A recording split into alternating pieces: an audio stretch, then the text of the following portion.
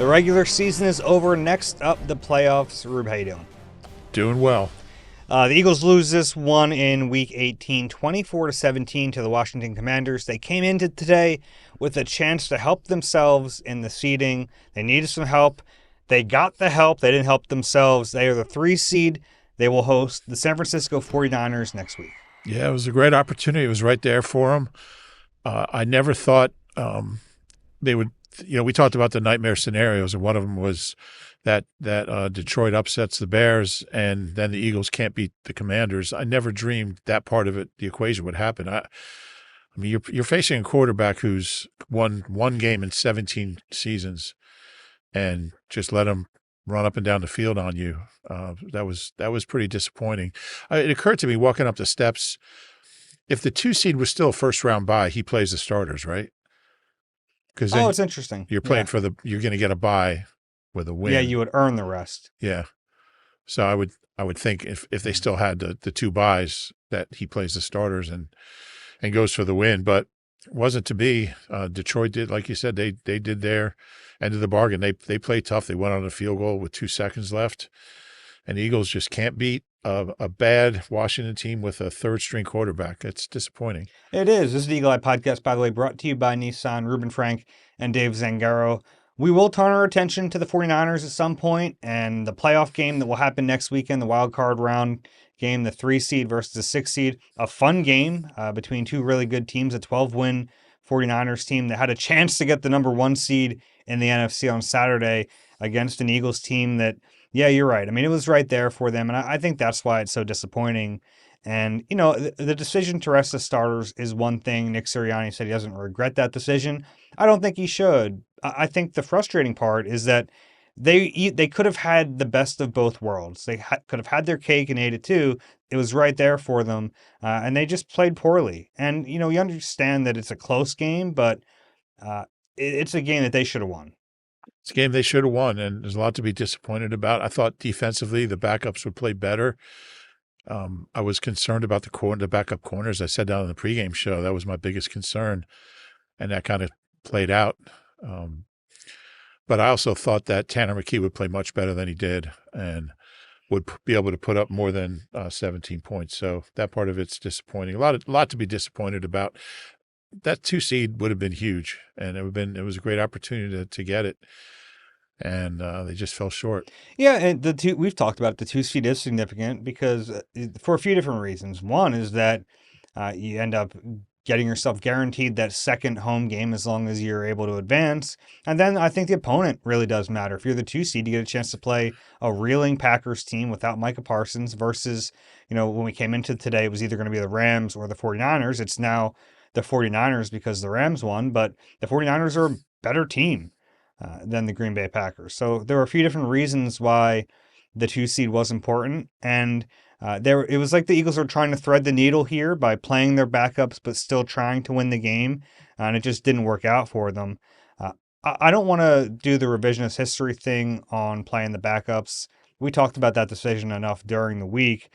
I thought that decision was okay because I thought the Eagles backups were going to be able to win this game. And I think they should have been able to win this game. And I think that is kind of the frustrating part about it. Yeah, I'm not second guessing Nick's decision. I'm just kind of in shock at how bad the guys did play who were out there. And he knows it's going to be second guess because it wasn't like everyone was on board with it. Sure. This was there was a lot at stake with the 2 seed, and he knew, like, any decision like this, if it works out, there were the 2 disaster scenarios, right? This was one of them. The other was they play their guys, it doesn't work, and someone gets hurt. Yeah. So those were the disaster scenarios. I think the latter would be worse, like playing you lose A.J. Brown for the playoffs. Like, that is a worse outcome to me than what happened today. Yeah. But this is still a really bad outcome.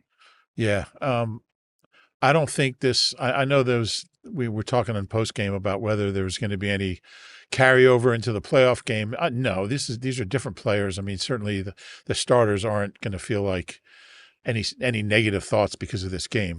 They don't. I don't think players look at things like the 2 seed and the 3 seed like we do.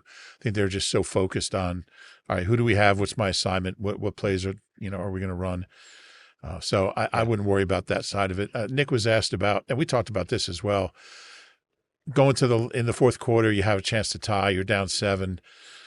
Do you put DeVonta and Jalen in the game? I think that's a really good way to get people hurt. Now they were suited up. Obviously, DeVonta played early. Jalen was out there in his like tennis shoes. He probably didn't even have his ankles wrapped or anything. So I think you're asking to get someone hurt if you take guys who are cold and haven't played in the game or haven't played since the first or second drive, and all of a sudden you're like, all right, go try to win us the game. That doesn't work.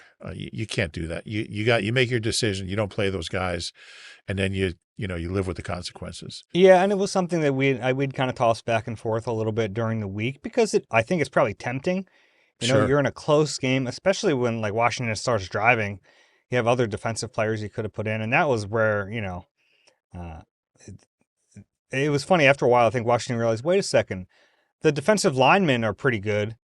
Those guys that we can throw on are not. Let's start throwing the ball, and once they figured that out, they were able to be a little more effective. Yeah, just chuck the ball deep and you're going to get a DPI. I mean, every time they threw deep, Yeah, they didn't complete any of them. They got DPIs every time. yeah. Uh, so Terrible. that's the big picture of this all. That they did squander an opportunity, but they're still the 3 seed. They get a home playoff game next week against a really good 49ers team. I don't know what the line is on that game. I'll I look think that up. it's. I think the Eagles are favored by 3. Are they? Yeah. Okay, interesting.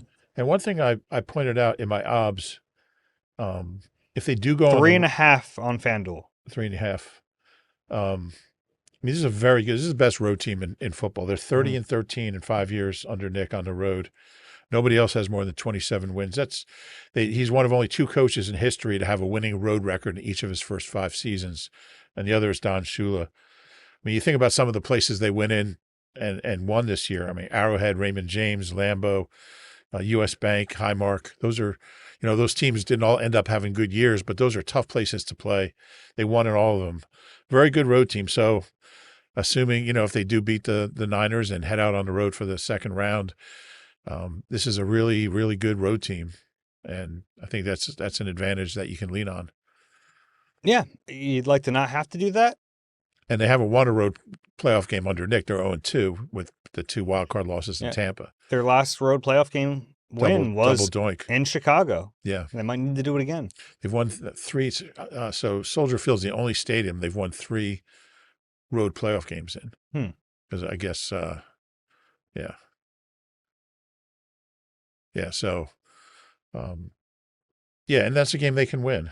Look, last year it worked out in their favor. They were home throughout. It's probably not going to happen this year, and it's going to be a tougher road. But I think they're still capable. I think this team can beat anyone and can lose to anyone. I really feel That's that the way way. I feel about it. And it's like we were talking on pregame. I don't feel any differently after this game. Obviously, like the road is a little tougher than it could have been. But you look at the NFC. Are the Eagles flawed? Absolutely. But so is every other team in the conference. Like Yeah. there's not a perfect team No, in this conference. Even the number 1 seed has Sam Darnold at quarterback. sure. I think everyone still assumes that he's going to turn back into a pumpkin at some point, right? Like, I think every team in the NFC is beatable, and that's why the Eagles have a real shot at this. Yeah, I would agree. But by the same token, they also are capable of losing to anybody in the tournament. Totally. Yeah. So And we kind of know what they are at this point. They are a team with a championship level defense and an offense that has talent that has underperformed all season, and it will be wild to expect them to suddenly become a great offense. So it's about, can the offense be average? Can the defense lead them to a championship? I think the answer to that is maybe. yeah, no, I agree, and I think this defense can. I mean, they're going to hold most teams to 20 or fewer points. So can the offense score 21? I don't know. They haven't scored 21 against the playoff type team since the Rams game. Mm-hmm. That was week 3, I think. So, yeah, it's been a while. Has been a while. Let's talk about this game a little bit. Let's start on the offensive side of the ball. Early on, Tanner McKee looked, I thought, pretty good. And I don't think it's any coincidence that he looked good when he was throwing the ball to DeVonta Smith. That obviously helped. Once DeVonta got out of there, that's when things got a little shaky. Yeah, it was just disappointing for him. He made some good throws early. I thought his decision making wasn't good. Obviously, the interception was a terrible, terrible decision. Um, Yeah, and like he's very confident. He was overconfident with some of his throws. Even the yeah, ones that fell incomplete, there were a few that were they were dangerous. yeah, I'd like to see his. What's the stat you have? Like passes that should have been intercepted, or Oh, like turnover worthy plays. yeah, Yeah. yeah, there was a few. I was disappointed in the throws and the decisions he made on the last two drives. Hmm. He just didn't give anybody a chance to catch the ball. Fourth down, you got to put the ball in play. You Yeah. just have to put it in play. I also hated some of the play calls in the second half. Like Yeah, third and short, yeah, like why a shot play there? yeah, I hated that. You got to extend the game. Yeah, yeah, it was terrible. I would have liked to see more Tank. I think he ended up with 16 carries. They threw 43 times. I didn't love that ratio. Yeah, backup quarterback, backup line. The running back is good, just like really good, playing well, running hard. Yeah, there wasn't enough tank. Yeah. Plus, my bold prediction was 100 yards for Tank, and he ended up with 75. I tried to claim scrimmage yards, but They didn't let you have that. no, because our producer, Mike Mulhern, actually sent Michael Barkan a copy of my email to him that said Uh, 100 rushing yards. So I was trying to claim it because he so had, you got to be a little broader. yeah, he had 31 receiving yards. He can That was play. the longest catch of his career. Yeah, and it was the longest pass play they had. Mm. Um, it was to a running back. So, yeah, Tanner just never got into a rhythm. Obviously, he had, there was some leakage on the O line. I don't think he made good decisions when he got out of the pocket. Yeah, I mean, obviously he's not going to be able to get away from that. He goes right, which is what most right-handed quarterbacks do, but he can't turn the corner, so he's kind of running backwards and then just throwing the ball away. There was one I think it was a third down. He had room to run for the first down. There was nobody there. Yeah, that was when he tried to force that ball in there, and he Yeah, could have fallen forward for a first down. yeah, I didn't get that. I thought it was a bad decision. Yeah, I expected There more. were some good ones that, the passes to DeVonta were good. The seam ball to Grant Calcaterra for the touchdown was a great It pass. was. There were some good, but yeah, there were some bad. The interception, just, I mean, that's a terrible throw. And That took points off the board. it did. And it just he does. I thought he like devolved, is that the word? As the game went on. Hmm. I thought he struggled more and more. I think he was 5 for 14 in the fourth quarter for I don't know where I put it, but yeah, he just didn't, you want to see in those situations are what he's, that's where you want to see him. You get the ball back, you're down 7. The last drive, they didn't have much time, but the one before that, Yeah. go make some plays. And yeah, it just wasn't happening. Yeah, we killed him for the interception. We should bring up that, like, that was a terrible sequence of Yeah. events because you get the great pick from Jalix Hunt. So they get the ball at the plus 22-yard line. They quickly get it down to the 5, and that was a nice ball to Darius Cooper. Then the taunting, which, like, yes, I know people are saying it's weak, but like you just can't do it. What did he do? Is I just spun the ball. He And the like guys, spun the ball, but the defensive back was sitting on the ground where he spun it. yeah, I don't know. I hate the rule. I mean, I hate the interpretation of the rule. To me, taunting is when you're really showing up somebody and like real unsportsmanlike. I Yeah. don't think spinning the ball. Yeah, but if you like throw a ball at a player, that is one. So I think they viewed it like that, which, yeah, it was very weak. Don't get me wrong, it was weak. You just got to avoid it. Yeah, no, that's true. As a You guy's know? not getting many opportunities. And it's a And shame because it was a great play. And like, I'm not going to kill him for it because yeah, I do think it was weak. But like, man, that really hurt them because instead of a first and goal from the 5, now you're backed back up first and to, 10 on the 20. yeah, that's a big difference. And then the interception was a couple plays later. Yeah, So you yeah, went from like about to punch in a touchdown that would have put them up 14-7. Instead, the Commanders get the ball back. They move down the field to kick that field goal to take a lead in the halftime. Like, that's a big swing. yeah. It was a potential 10-point swing there, Mhm. in a game that they lost by 7. So yeah, a very costly sequence. But Yeah. I don't know. I hate the that you can't do anything. You can't show any emotion or do anything. I think taunting should be legal. Like, Yeah, what I harm is like being done? taunting. I think that's fun, Yeah, but it's not. no, no. I guess he should have known better, but it never occurred to me that spinning the ball is taunting. Mhm. I mean, guys do that all the time. Yeah, well, I don't think it was spinning the ball. I think it was like they viewed it as him throwing the ball toward the other player. Did he spin it toward Kind the of. cornerback? All right. Yeah, he Well, was on the ground. yeah. Well, he was on the ground because he just got beat. Yeah, I didn't like that. Yeah, it's a call. Yeah. Yeah. No. It's the rule. Early on, I thought Tanner actually looked really good, Yep. making good decisions. The one he was really accurate early. The one incompletion was a Will Shipley drop. Like he was firing. Yeah. And then Thought, you're right, it kind of fell apart thought after he got that. tentative. There was a couple that I thought he could have really fired in there. There was one. I actually disagree with that. Yeah. I think sometimes he was uh, a little too bold with his shot selection, so to speak. Yeah, there was one that he was throwing in the right flat to Dotson, I think, and he just kind of lobbed it in there and got knocked down. I think by Reeves. He just wasn't able to build. He did get off to a good start, Yeah, and he just wasn't able to I build thought you on. meant tentative, like he wasn't firing. Well, I thought he threw that one kind of softly Okay, where he could have fired it in there, but I just mean like he wasn't making the throws. yeah, That's what I think of when I think yeah, tentative. yeah, it's disappointing. Yeah, and you know what? It'll calm the talk about him being a starter for a little while. It was it's a shame for him because it was a big opportunity to kind of show the rest of the league. I bet Howie's not happy right now because Yeah, his trade chip doesn't look as valuable as we thought it might have. yeah. I mean, we're thinking, maybe you get a 3 for him this offseason. I'm not sure that's happening now. Yeah, I don't know. Yeah, probably. I don't know. Yeah, I don't know how much stock people are going to put in this game. I don't know how much teams were valuing him anyway, but it didn't help. Yeah. Yeah. Anything else on offense we have to hit? Um, What did you make of the decision to play DeVonta? Are you cool with it? He came into this game 44 yards shy of 1,000. They throw to him early and often, which part of that's probably trying to get him 1,000. The other part is like clearly who else are you going to throw to? yeah, he's clearly the Yeah. best I option was there. okay with it. He kind of has been in AJ's shadow so much. He's a really, really good player, and I think he deserved it. The Eagles never had two guys in the same season with 1,000 yards until these guys who've now done it three times, Yeah. which is incredible. He ended up passing AJ today. Oh, did he? Yeah, AJ had 1,003 yards. He's now 1,008. So he's WR1. The closest they ever came to two guys with 1,000, I think, was Deshaun and Selleck. The year Selleck had like 983. Mm-hmm. But yeah, I was okay with it. There was some safe throws. He was wide open. He got out of bounds. Good for Tanner for being able to get him the ball on those three passes. I think it was three.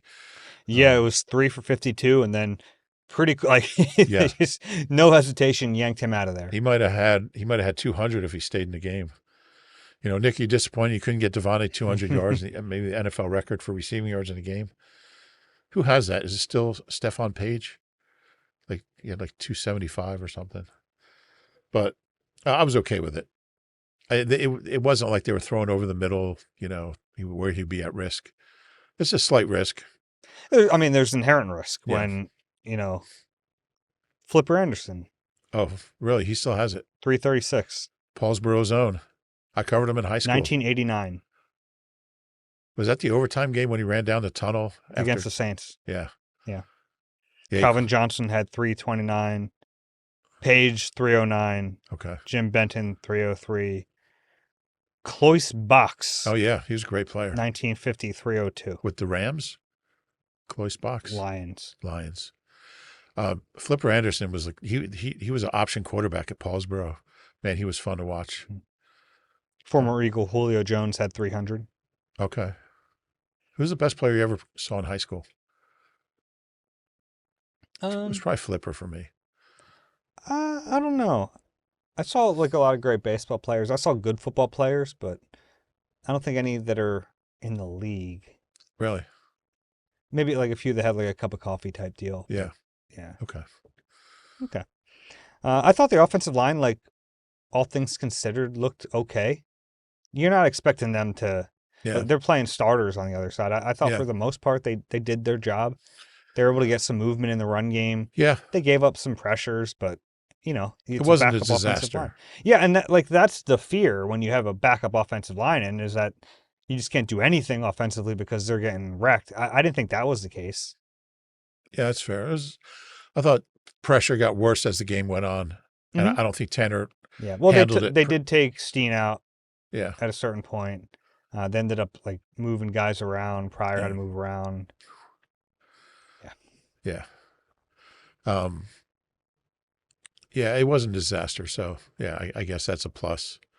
We'll save that for Dave's positivity corner. The O-line was not a disaster. Looking at the other numbers offensively, Jahan Dotson had 8 targets, but just 3 catches for 40 yards. Cooper, 5 targets, 3 for 33. And Kylan Granson, 4 for 30. yeah, I think I want to see more Darius Cooper next year. There's something there. I think there is too. Yeah. Yeah. I He's think tough. so. He's got good hands. He's physical. And then, we're obviously ahead of ourselves a lot of time to talk about this, but Jahan Dotson doesn't get the ball anyway. Yeah. I think Darius Cooper would be a fine 3.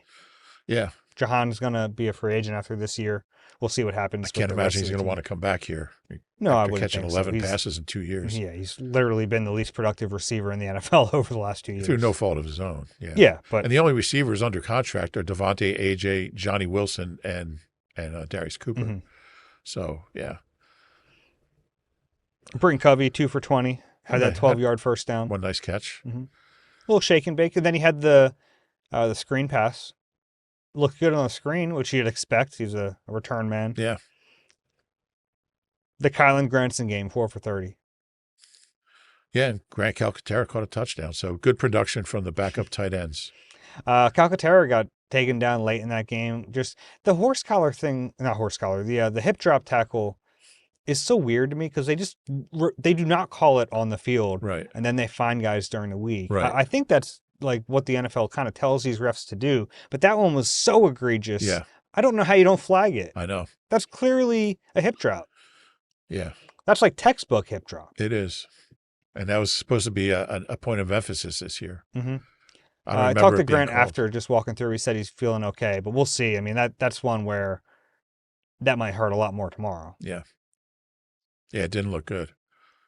No, but the fact that he's walking around, at first you see something like that, you're worried, like, did he break his ankle? I don't think so. I don't know anything about the injury, but he was walking around. The big concern with him is concussions. He had so many of them. He had to quit football before he started playing again. So, and speaking of concussions, I don't know. We never heard for sure if Brett Toth was diagnosed with a concussion. He was being evaluated, so we'll have to find out more about that this week because he's he's their next offensive lineman in. So there's a chance he won't be available for the wild card round. Yeah, and he might be their best center right now. I thought Drew Kendall looked all right. I have to rewatch it, but I didn't notice Drew Kendall, which is probably a good thing for the backup center. That's all I've got on offense.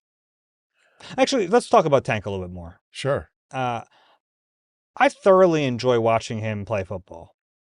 It's unorthodox as heck. We were talking about it as I was watching the game in the press box. It looks like he gets the football and has no plan, but it somehow works out. That's like he's just out there freelancing the board and it works. That's a good way to put it. And when you do that, you're gonna have some 3-yard losses in there. I mean, it's just gonna happen. But he's so explosive and he's just runs violently. He's fun to watch. There were games this year where I thought he should have played more when the running game was really sputtering and he would come in and have like a 9-yard run and then he wouldn't get the ball again. There were games where Saquon wasn't putting up, the production just wasn't there. And I just thought he was a good change of pace back. I still do. Yeah, it's probably wishful thinking to expect that all of a sudden he's going to carve out a role in this offense. But I agree with you. It should have been there all year. Yeah. And we're not saying to bench Saquon and go with Tank, but no, this guy's giving you juice. Let him give you the juice. Yeah, and I believe he is under contract for another year, probably his 4th year of his rookie deal with the Jaguars. So he'll be here next year. Yeah, he's a good back. Every time he gets more than a couple carries, he produces. And that move he had on the pass play was wild. That was a great play. It was. It should count in his total. Gave him 100 scrimmage yards. It does count in the scrimmage yards. Not for me. And had you picked that, you would have gotten it. I messed up. Yeah, that's on you. It is.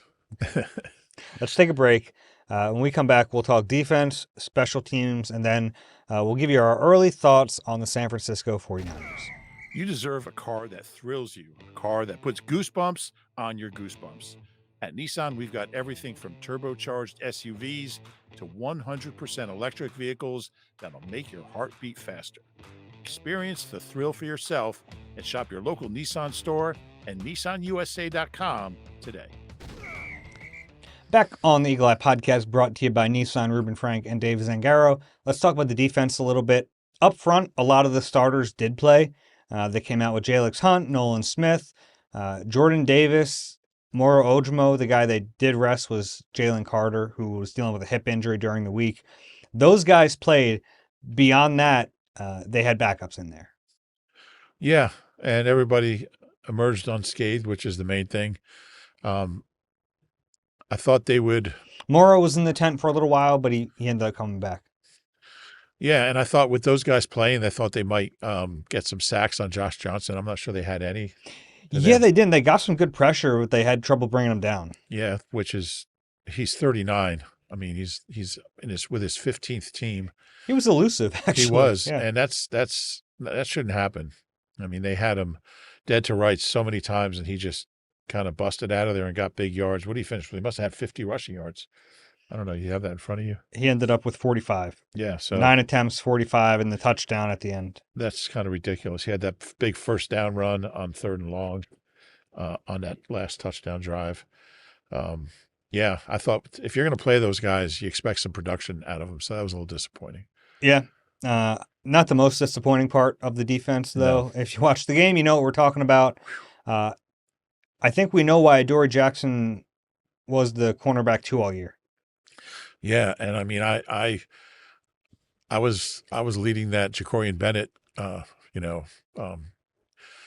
cheering section when he wasn't playing. I was like, why isn't this guy not playing? And man, I think we got our answer. I think I texted you after the first DPI. Yeah. I guess, but that was terrible. They had 3 different DPIs that set up the Commanders on the 1-yard line. They did. That's hard to do in a game. 2 on 1 possession. Yeah. It's really hard to do. I think they had 88 or 86 yards on DPIs. I mean, it got to the point where their Washington's offense was throw it deep and get a DPI, and then the 39-year-old quarterback runs for a first down. Yeah, well, it felt like as the game went on, they realized, wait a second, let's just throw the ball at these guys and let them hold or run into interfere. each other. Yeah, it was. I mean, there was the one in the middle of the play where Keely Ringo ran over Terry McLaurin on like a stop route, and Josh Johnson still threw the ball, and Keely didn't even bother to try to intercept it because he knew it was a penalty. Yeah. I like the ones where it's like they run over a guy and then it's or pulling his jersey and then it's like what? Yeah. Now on the first Jacorian Bennett one, it was definitely like both ways there. Sure. It looked like the receiver did get like hands to the face a little bit. Yeah. But it was grabby. Yeah. On Bennett's part too. Yeah. Could have been offsetting. That never happens. That never happens. They normally just pick one, and it's normally the defensive back. It could have been. But bottom line is, I mean, the cornerback play was atrocious. And it was really bad. They had one injury in the defensive backfield. Brandon Johnson went down with an ankle injury, was questionable, then ruled out. So they had to move things around a little bit. They ended up playing Michael Carter at safety. They moved him back and then played Mac McWilliams as the nickel. Yeah, they really missed Brandon Johnson. I mean, I don't know. He was, at least he didn't have any screw-ups before he got hurt. I thought Michael Carter, he mixed it up in the run game a little bit. He was tackling pretty well. Yeah. I noticed him a few times. Yeah. But, I mean, they better keep their cornerbacks healthy because. Yeah, that's the takeaway there is like they are an elite defense when they have elite cornerback play. Yeah. And what makes them so special is they have Quinyon and Cooper. So you can't really escape them. You have the ability for Quinyon to play both sides. And then, you can't even escape them in the middle of the field because, all right, line up your best receiver inside. Now he's got Cooper Jean. So, like, that's the beauty of what they do. And then they're able to help Adoree out by side of the field and with, like, help from the safeties. So, they're an excellent secondary when everyone's out there. Yeah, I mean, you still – like hold your breath when the ball's going Adoree's way, but he's been fine the last month or so, maybe a little more than that. And I'd say more than that. Yeah, the 6 weeks maybe. Yeah, and he's still the weak link back there. Yeah, but he's so much better than Keely. Yeah, I mean, Keely's such a good special teamer. He's an excellent. He made another great special teams play today. He did, I think, which is even tougher given that he played the whole game on defense. Yeah, I guess you can make that case.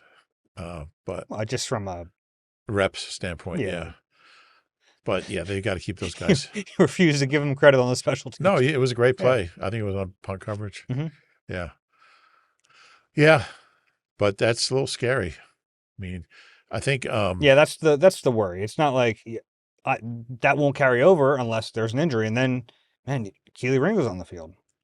Ross Tucker apparently told a story on Actually, I don't even think they would do that. I think if there was an injury to an outside corner, we're not seeing Keely Ringo, we're not seeing Jacorian Bennett. I think they're playing Cooper DeJean outside and they're playing Michael Carter in the slot. I think that's probably true. Yeah. I don't know how you could go to one How- of those guys. yeah, After you can't. You just can't. Um, that might be the only thing that really came out of this game on defense. it's true. Apparently, Ross Tucker on the broadcast said that he had asked Vic Fangio, "Are there any of the guys, any of the backups who are playing for you who could maybe earn some more playing time if they play well?" And he's like, "No." He just said no. You can see why. Yeah. Yeah. Linebacker Trotter played well. He did. He did. I think he can play in this league. I think there's a limited ceiling, honestly, but I think he's a starter caliber player at some point in his career. Yeah, I liked him down at the goal line. Mhm. Had a couple nice plays. That big run stuff, and then he threw the axe. Yeah, That was cool. yeah, He had a really slippery play on a blitz where he avoided the block from, I think it was a running back. yeah. I think he's the one guy who, you really feel like he can play in this league. I had a good chat with him last week in the locker room, and he was pretty fired up to play, and it showed. And he's so smart and instinctive, and you know where he gets that. I mean, he's not his dad, but he's got a lot of similar. I mean, physically, he's just not built like Trot one, but he's got a lot of the same qualities as far as the intangibles. Yeah. Did you see in my notebook this week, I finally asked him about showing up early to the special teams meetings? No. So every week at Nick Sirianni's press conference, Oh yeah. it's become a ritual. At the Yeah. end of the press conference, we look to the back of the room, and there's Trotter just waiting. He was there before it started this week. Yeah, this because the past special week. teams meeting is coming. So I just asked him if he Yeah. ever listens, and he said, "No, I just have my headphones in and I'm playing on my phone." But he's like, "I'm early for everything. That's the way my dad raised me and my brother, was just to be early for everything." So he says he's early for every single meeting he has there. I love that. Yeah. Yeah. Impressive kid. Yeah, he is. He really is. He was raised the right way. Mm-hmm. Anything else on defense that stood out to you? I think, Jalix Hunt. That interception was unbelievable. Yeah, that's not an interception many D linemen are making. Yeah, and we've talked about his history playing safety. I mean, this is the first, like, sometimes it's like, all right, that's not really a defense. This was a defensive back play. He dropped in the coverage and then drove on the football. Yeah, I don't know how many Cornell safeties are making that play. Yeah. So he's got that in his back pocket. But yeah, he's got such a great. He'll finish leading the team in interceptions and sacks, which has never been done in Eagles history. 3 interceptions. Yeah, he has as many as all the corners combined, because Coop had 2 and Adoree had 1. And Jacorian Bennett had none. The Jets didn't get one today, did they? They did not. Well, as of the fourth quarter, they didn't have one. I want to look that up right now because that's fascinating to me. That's such a great stat.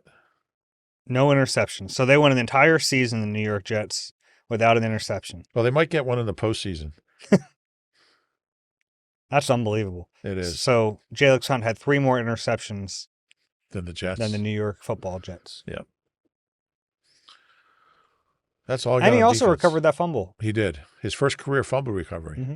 Yeah. He's playing really well. He is. And he has been for really the last couple of months. He's only the 4th. I was going to save this for Dave's Positivity Corner, but he's only the 4th defensive lineman ever with 6 sacks and 3 interceptions in a season. 6th ever? Yeah. He's the 4th ever. And 4th ever. Who are the other 3? Do you remember? Well, Richard Dent was one of the Hall of Famer who finished his career with the Eagles. He did it with the Bears. Latu, the other Latu, Latu? did it this year. Yeah. Okay.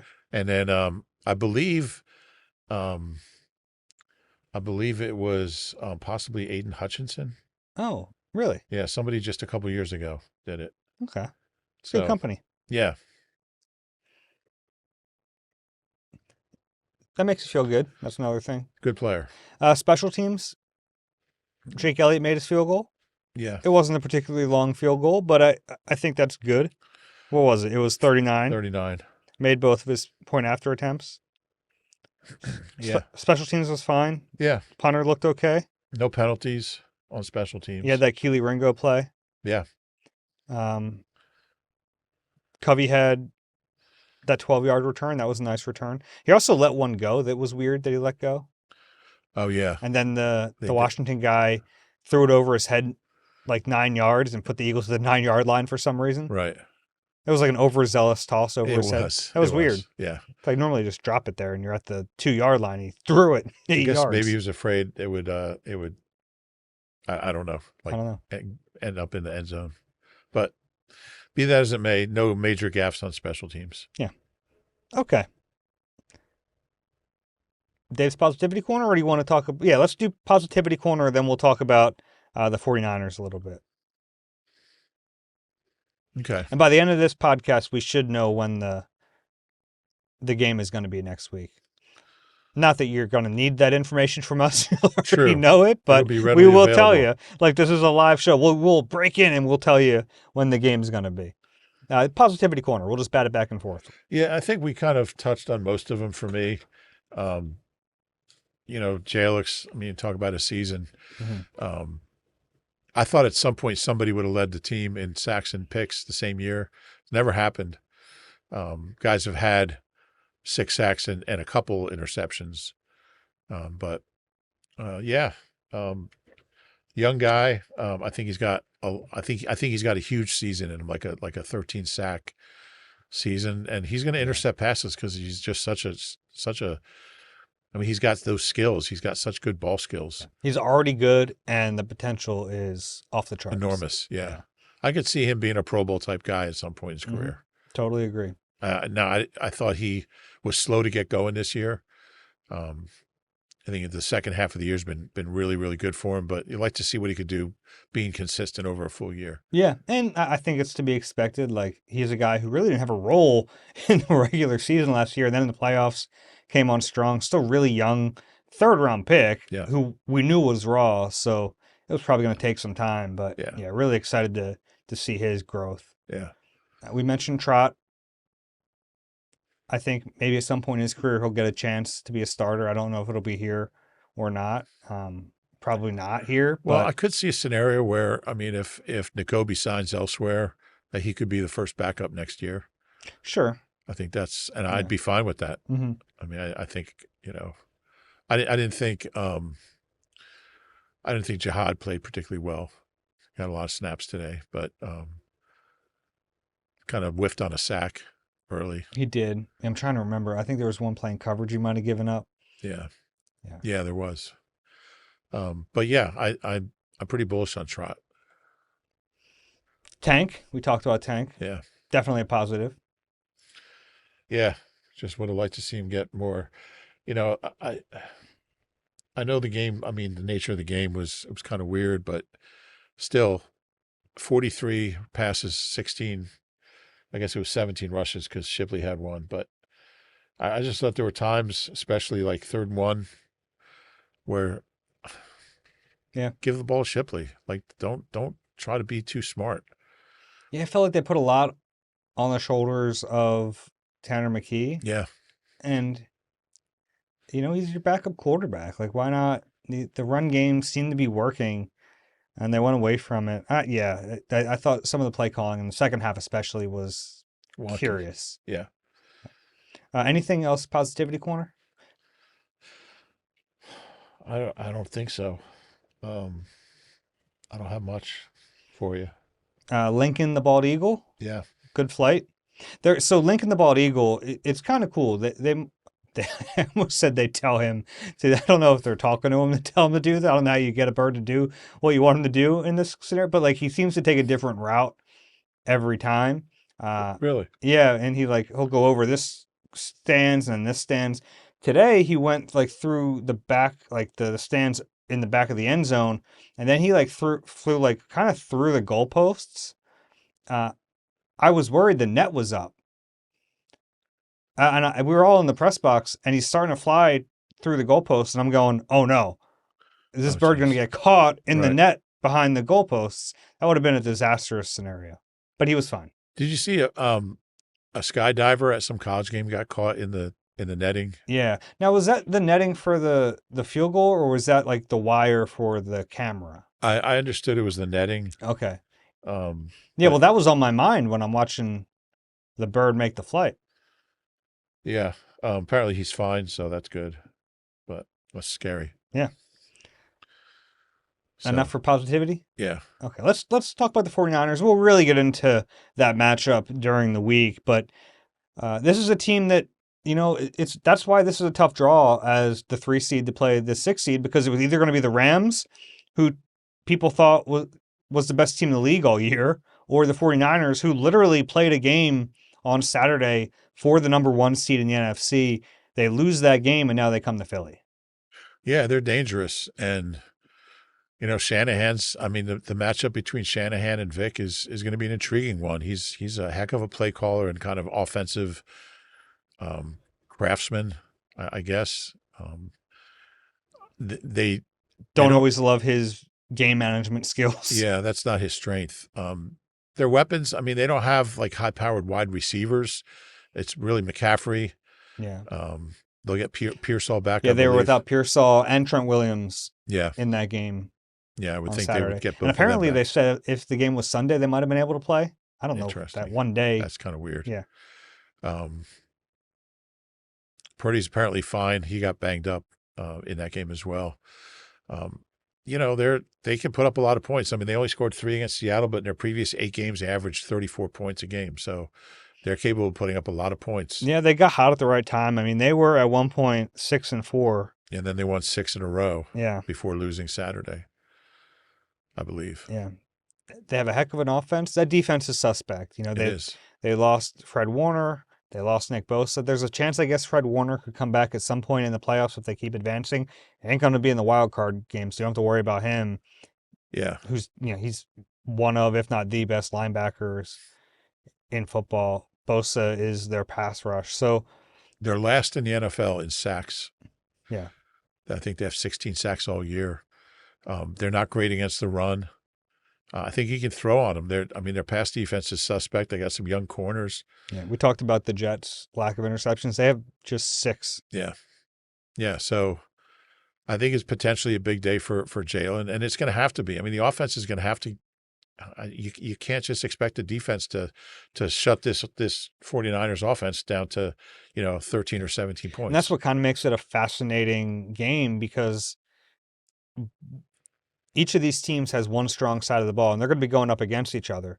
So it's like, which one of those other weaker units is able to step up? Is it the 49ers defense or the Eagles offense? What do you think? Like, do you have faith in the Eagles offense to be able to flip the switch after? I don't know if flip the switch is the right way to put it. I think they can be better. I don't think all of a sudden they're going to be like an elite offense, but I think they can be better. Can they score 27? I think so.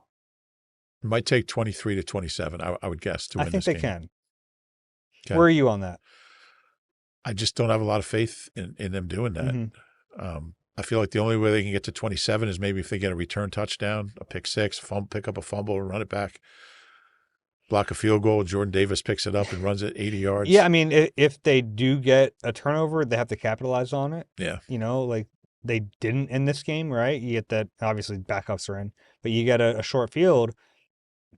That's going to be the difference in a close game if you're able to get points off of it and really get in the end zone off of it. Yeah. I do love the way the defense is playing, and that's going to be an intriguing matchup to watch. But you're right. Whoever wins the other side of the ball is going to have a big advantage. Yeah. And Purdy's been playing well. He has. I don't think he's an elite quarterback, but I think he's playing at a really high level. Yeah, and I think he runs that offense really efficiently. They don't throw to their outside receivers all that much, so it kind of neutralizes Quignon and Cooper because they're throwing to Kittle, they're throwing to the back, to the running back. Yeah, McCaffrey this year, this is all 17. Okay, yeah, they have the updated stats. 1,200 rushing yards, 924 receiving yards. Yeah. That's. I mean, he's the key to their offense. He's everything. Mm-hmm. Juwan Jennings, good receiver. Not elite, but like the best of what they have. Yeah. Pearsall's been good for them. Yep. They still have Kittle, who was banged up this year, but he's back. Eagles have been so good against tight ends. Which makes sense because they have elite linebacker play. Good cover linebackers. Kittle's the last tight end to go over 100 yards against them in a regular season. Is that right? And that was like in 2019 or 2020. Do you think any of the 49ers are having flashbacks, though, coming to Philly for a playoff game? I'm sure that's on their mind. I'm sure it's on Purdy's mind. Mm-hmm. He had to leave that game. I think it was Josh Johnson who actually ended up coming in, right? It was. Yeah, I'm sure it's on their mind. I'm not sure it'll be like a blackboard talking point, but it's a different team. But the guys who are here, I mean, they cried so much about the quarterback rule, and it was they used a backup tight end to try to block Hassan Reddick, and he sacked the quarterback, and he got hurt, and they blamed the rule. I mean, we need break-in music. Dun, dun, dun, dun. Yeah. 4:30 Sunday. Oh, okay. That's what we kind of thought. Mm-hmm. 4:30 Sunday. So I know where we'll be. I know where you'll be. It means that we're on a normal schedule this week. Yeah. I think that's good for the team. Yeah, it can't hurt. Yeah. Okay. Yeah. We got people telling us I love that. Who's that? Pat Devlin walked up with a sign, 4:30 Sunday. Okay. I love that. Yeah. Well, we'll get into the 49ers a little bit more, but it should be a fun matchup. I mean, this is a 12-win 6 seed. Yeah. That's not a cakewalk. Yeah. You have an early sign of which way you're leaning? I'm going to pick the Eagles. You already decided? Yeah. Oh, interesting. Yeah. Okay. Yeah, I was going to pick them against any of their 3 opponents they were going to face. So you already decided before you knew who they were playing? Mm-hmm. Interesting. Yeah, because I know those teams. I know the Eagles. Nothing that happened and look, I reserve the right to change it if there's something that happens this week that alters what I think about it. But nothing that happened today was going to change my opinion of the Eagles. Sure. Yeah. Totally agree. How about you? Are you leaning a certain way? They haven't lost. The last time they lost a home playoff game was the Seahawks game when Josh McCown had to play. And that's the only one they've lost since, I think, 2009. I like their chances at home. Look, they're a great road team. They're a very good home team. I really like where this defense is. They put a lot of pressure on you with their offense, but I'm leaning that way as well. Yeah. It's been a wild season. It really has. Really has. That 12th win would have looked good. Just 12 wins is a lot of wins. Yeah, you know what? We probably don't talk about this enough. They are the only NFC team to repeat as division winners. And depending on what happens in this AFC North game, they might be the only team in football to repeat as division winners. Yeah, and the only, I believe with Carolina winning the South, right? They're the only NFC team to be in the playoffs each of the last 5 years. Mm-hmm. And the Bills are the only NFL teams. Yeah. So, yeah, this season probably hasn't gone the way everyone thought it would. It's been disappointing at times, but it's still right there for them. And that's exciting. Yeah.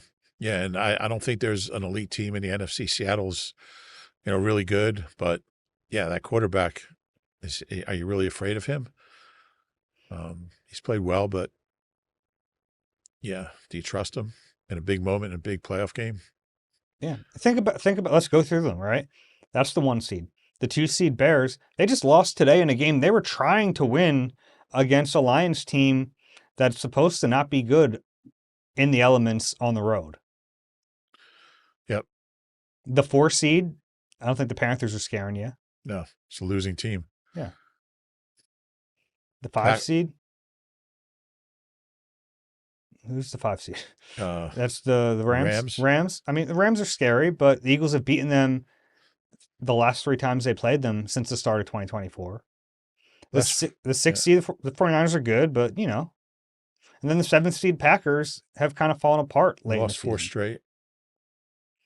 Yeah, there's nobody out there that you're like, wow, they're unbeatable. I mean, I don't feel that way about anyone. So at the very least, the Eagles have a fighter's chance, but I think they have more than that because this is a battle-tested team with an elite championship level defense, a quarterback who has time and time again like risen to the level when the stage is the biggest. Yeah. I think he deserves the benefit of the doubt. You can make a case he's been a better postseason quarterback in his career than regular season. That's not to say there aren't concerns. Like, you should be concerned about this offense. Yeah. We've seen it now for an entire season. It has not been good enough, but this is where the decision to rest the starters might help them. If that offensive line can look healthier in the playoffs, I think no one will have a problem with Nick Sirianni's decision. Yeah, and the 49ers had to play their starters in a very tough physical game. That's true. On Saturday. Yeah. And they got to fly across the country. They get an extra day, but you're right. They had to actually play. Yeah. All right. Want to wrap this up? Yeah. Okay. If you have a question or a comment for us, I don't even need to tell you. I'm sure they are locked and loaded in there. Eagle-Eye at NBCUni.com, QR code on the screen. If you enjoy the Eagle-Eye podcast, please do us a favor, rate and subscribe wherever you get your pods. If you're watching on YouTube, please click the like button and subscribe there as well. Reuben, any final thoughts? I love playoff time. It's playoff football. It's exciting. Yeah. Let's see. My first year was 88. So 88, 89, 90, 92, 95, 96, 2000, 1, 2, 3, 4, 6, 8, 9, 10, and then 13, and then 17, 18, 19, 21, 22, 23, 24, 25. This is the 24th playoff team I've covered. Wow. I'm sure that was really fun to listen to me count to 24, but I didn't know what you were doing. I thought you were just losing. that's always a possibility. Yeah. I do have one other interesting note. My friend won the 50-50 at the Link tonight. Oh, really? Yeah. I don't want to say his name because I don't want people like pestering him for. I don't know if it's that kind of money. For money. It's good money though. Sometimes I watch that. It's good money. I don't know what it was tonight. Normally I watched, like, they flashed the number up there. It's normally in 6 figures. I don't know I don't know if that 6 figure is the total. That's the total. That's the total. See, okay. Yeah. Still, that's that's significant. He did pretty well. That's pretty cool. Yeah. I've never known anyone who won it. I've never known anyone who won anything. I know someone who won the local carnival near me. Their family won that 50-50, and they used it to, like, put a pool in their backyard. Oh, wow. I think that's the fun thing to do. If you win unexpected money and you're doing all right, make a fun purchase. I got one of those checks for, like, unclaimed. I thought it was a scam. I got a check for like $251 for, like, unclaimed money, and it's legit. Like, I looked into it. It's like you can get, like. What do you mean unclaimed? It's like money that was owed to me that I never claimed or something, but I don't know where it's from. Yeah. But it's like an official, like, from the government of Pago. No, it's actually legit. Okay. Yeah, I know it sounds like a scam. I assumed it was a scam, but is it from a Nigerian prince? It is who was trying to buy the Eagles. All right, let's wrap this up. For Reuben Frank, I'm Dave Zangaro. This has been Eagle Eye presented by Nissan. Playoff time. We'll talk to you this week.